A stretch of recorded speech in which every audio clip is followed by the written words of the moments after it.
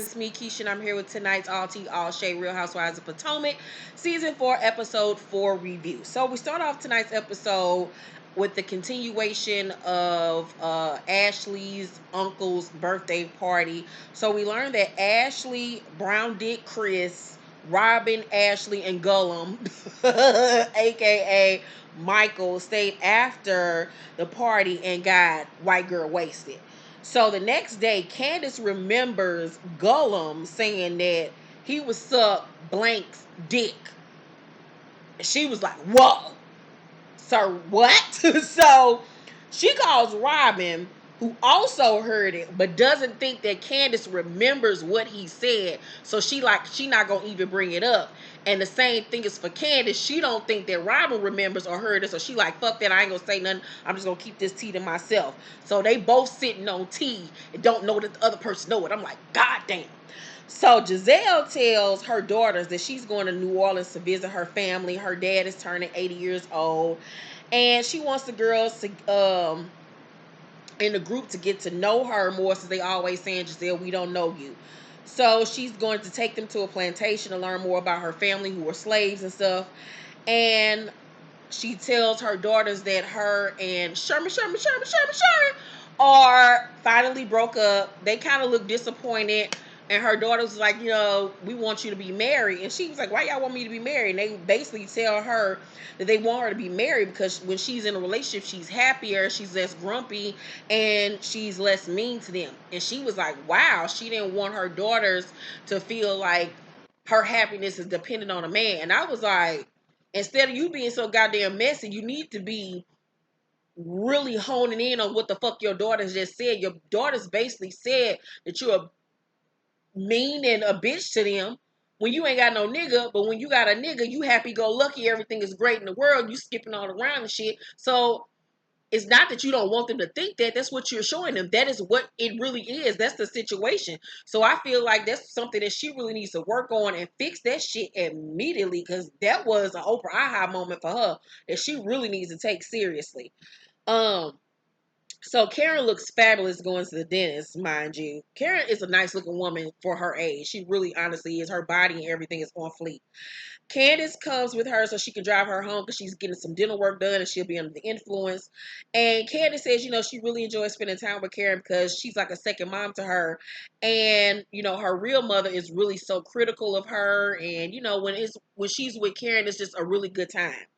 So Candice Skypes with her mom, and she does this because she wants to set boundaries with her mother now that she's a married woman. I don't see what the fuck you being married got to do with you setting boundaries with your mama. You grown. That's what you need to be setting fucking boundaries. It ain't got shit to do with you being married to somebody. You a grown ass motherfucking woman. So she brings up that every time they get into it, her mom says that she's going to sell the condo. Her mom says that she comes across ungrateful. Candice doesn't want her to use the things that she does for her against her. And her mom says that she guess she can do this, but she's not going to continue to argue with her about her mouth. Candice starts to cry. And I'm just like, why? This is something that people need to learn. You put yourself through drama. Because the easy scenario for this situation is to simply move the fuck out. That way, she doesn't have any control or say so over your life. Be an adult, move the fuck out. You and your husband get your own shit. I know she say they trying to save her for their forever home, but fuck that. Get you a little place, a little apartment or something. Look, one bedroom, because ain't like his kids come to visit. And fucking save y'all money and get y'all fucking home. But to alleviate all this stress and crying, just cut the fucking head off the chicken and keep it the fuck moving. You are allowing this type of negativity in your life by not simply eradicating it and removing it. I don't understand it. So her mom says, you're married now, Candice. Stop with all that crying. And Candice say, I think I should be able to live my life without feeling afraid that you're going to sell my house because you're mad. First of all, what the fuck does her being married have to do with her crying? She's crying, bitch, because you're a shitty ass fucking mother. Just because you provide for her financially doesn't mean that you're a great mom. You're a shitty mother. And that's why she's crying, because you don't fucking listen, and you treat her fucking like shit. You treat that girl like garbage. Like, you just sit up there and talk about her. I think that she's jealous of her daughter. Her mother is not that good looking woman. She looked like a nigga in a dress. Let's keep it 100. And so she tears her down because I feel like her mother feels like Candice was supposed to be the child that kept that marriage together, and it didn't fucking work, and now she's left with the child, and she used the child to get back at the nigga that hurt her, and that ain't working because that man went on with his life, and Candice is just there. Candice is just a reminder of their failures in her life. That's really what it is. So, the mama said, you've been in the house 6 years. You've had ample opportunity to pay the rent. Now, this is where shit got it confusing because Candice says they split the mortgage 3 ways between her mother, her, and Chris. But the mama said verbatim, you've had ample opportunity to pay the rent. So do you pay on that house or not? Are you living in that house for free and the mama is paying the rent, the mortgage, and Chris is paying the mortgage and you not doing nothing? I need clarification. So Candice get mad and basically hang up on the mama.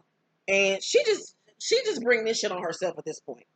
So Gizelle is at a convention or whatever, selling her Every Hue products, and Karen comes to support her, and she tells Karen that she invited Monique on a trip. Gizelle introduced her to the lady that helped her get Every Hue into Target. Karen is like excited to meet the woman, and Gizelle tells her that Karen has a perfume line coming up. Karen didn't, give this woman this information. Gizelle did. She was basically hooking it up for them to speak. Karen was like, oh shit, what's good? So she's excited and she tells the lady asks her about her price point. She has every answer. She's ready. And she was like, she's building the house of Huber. She wants candles. She wants bedding and all type of shit. She's like, Gizelle knows this. Now this is a lie. But in the heat of a moment, she probably just said this shit to make herself look, good in a woman's eyes. But Gizelle was kind of looking at her like, bitch, I don't know shit because I've asked you 50 million times. You never had a fucking answer for me. So now she feels some type of way because she feel like Karen can tell this woman that she don't know about her business, but you can't tell me. But Gizelle, sis, why would she tell you anything? Let's not forget how you fucking played the shit out of her last season and embarrassed the fuck out of her. Why would she tell you any of her fucking business? Of course she's going to tell this woman about her business if it can help her grow her business. When Karen was on Watch What Happens Live, I think it was last week or week before that, Dame is in a major retail store. I can't remember if it was in Nordstrom's or I know it wasn't Bergdorf. It was in one of those high retail stores. So shout out to Karen. She did it. She fucking did it, bitch. And whatever store it was bigger than fucking Target. So I just don't understand Gizelle and the way she thinks. Like, of course she wouldn't tell you shit. I wouldn't tell you shit so you can talk about her and use it against her. You're a fucking hater, bitch. So it's the day of the trip. Karen show up with this wig on, child, and she decided to throw some straight backs in. It's like, bitch, you are not D'Angelo. What in the shit is going on with this wig, Karen? It was a no fucking no.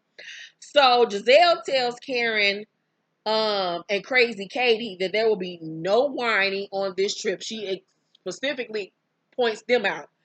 And in her confessional, she says she's still mad about what happened at the convention.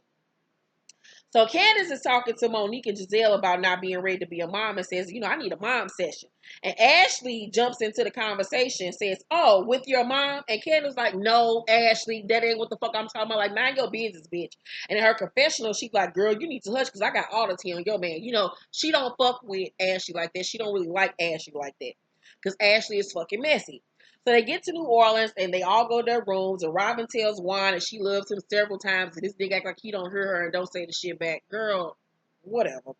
So Candice goes to Monique's room and she tells Monique that Katie seems like she doesn't take any mess. And Mo says when she first met her years ago that she was all prim and proper, but now the bitch is like Ashley on steroids. She don't really get the bitch. Katie is batshit motherfucking crazy and I'm here for the foolery. So the girls go to a cooking class. They sit down and eat, and Gizelle brings up the convention and how she introduced Karen to the lady that helped her with every hue. She brings up how Karen told the lady about her perfume but never answered any of her questions about it. And Karen was like, well, I can talk about it now. And Gizelle says, can I finish? And Karen was like, bitch, what? So she was like, uh, Gizelle say a stranger is introduced to you and you can answer all the questions. And Karen's like, the projects are private. Business is business. Friendship is friendship. Like I keep the two separated, especially when it comes to hoes like you. So Gizelle say, I want to open up. I just want you to open up a little bit, Karen. And Karen said, you made it a point to introduce me to this woman. Now you bring it up to the group like it's a problem. And Gizelle say, no, it's not a problem. It's about, damn, me and Karen ain't friends. And Karen's like, you know what, girl, this won't fuck with you now because it's always something with you. You always do shit to make shit bigger than what the fuck it is. She's like, fuck that. She get up from the table, she go outside to get some fresh air, and Candice runs after her. This is why I would not fuck with Gizelle. Like, bitch, you set it up for me to talk to this woman, and now you mad? Like, what the fuck? Do you want to be my friend or not? Girl, fuck you. Girl, fuck Gizelle and them cankles that she got. Girl, fuck her. Fuck her, fuck her, fuck her. Y'all know I cannot stand Gizelle. She gets on my absolute 100% nerves. Let's talk down below. How did y'all feel about tonight's episode? What do y'all think? Y'all team Karen, the team Gizelle? Um, Make sure to thumbs up this video, like and subscribe, and hit that notification bell button. And make sure you order you some merch and tag me in your merch. It's down below. The link is down below. My new book, Sicko Mode, is on sale right now at Amazon and BarnesandNobles.com. It's available on Kindle, Nook, and paperback. Order your copy now. We'll be having a live book discussion coming up this week. I'll have more details to come. I love you guys. Thank you for watching this review, and I'll see you on the next video.